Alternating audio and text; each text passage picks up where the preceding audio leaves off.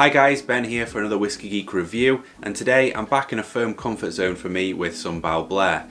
Balblair was a distillery that I used to consider my absolute favourite. It was something that I cottoned on to fairly early in my journey. You know, we tend to go through these phases, whether it's getting stuck into peated whiskies or heavily cask influenced whiskies or subtler spirit driven whiskies. I was firmly embedded in my cask driven phase. It was some of the first premium whiskey that I'd picked up, certainly non-chill filtered natural colour premium whiskey, and it was at a sensible price point for what it was. So as far as I was concerned, they couldn't put a foot wrong, and I picked this one up.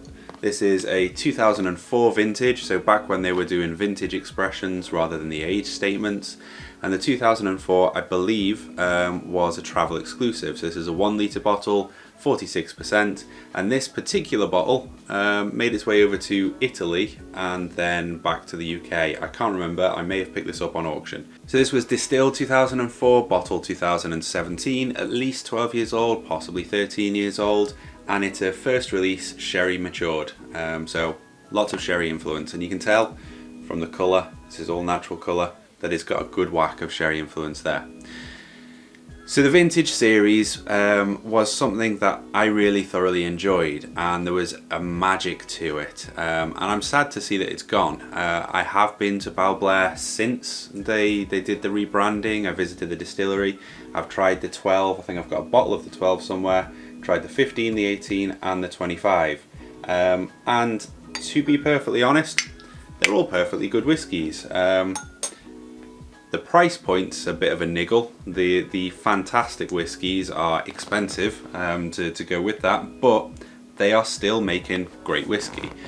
My objection to losing the vintage series is that it loses the magic, it loses the freedom. I've forgotten the name of the master distiller, the blender at Balblair, but he used to have the freedom to manage his stocks and put together interesting expressions that weren't going to be repeatable, they weren't going to be year on year consistent. It's just, I have this stock now and it's going to make a good whiskey.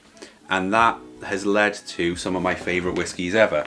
That Balblair 1990 third release, I think it is, absolutely fantastic. Some of the best whiskey that I own, some of the best whiskey I've ever tried. The issue with doing age statements is that you have to try and maintain some batch consistency. So the 12-year-old, you have to round off the edges, round off some of that distinct character, so that the next year the 12-year-old is going to be the same, and then the year after that it's going to be consistent, the year after that it's going to be similar, and so you just lose the distinction, and that's what I miss. That's what makes me sad.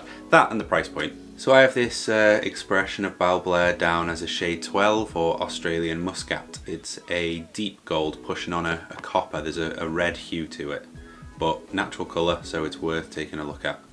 So exploring that nose, straight away I'm getting dates, and almost treacle dark sugars. There's a light effervescent quality to it.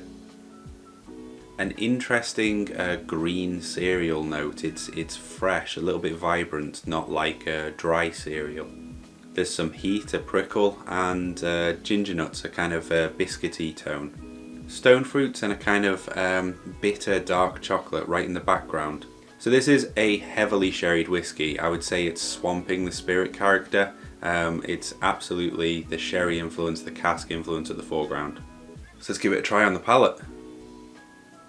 So the palate is not what you'd be expecting coming from the nose. It's not the heavily cask driven niceties that the nose would lead you to believe.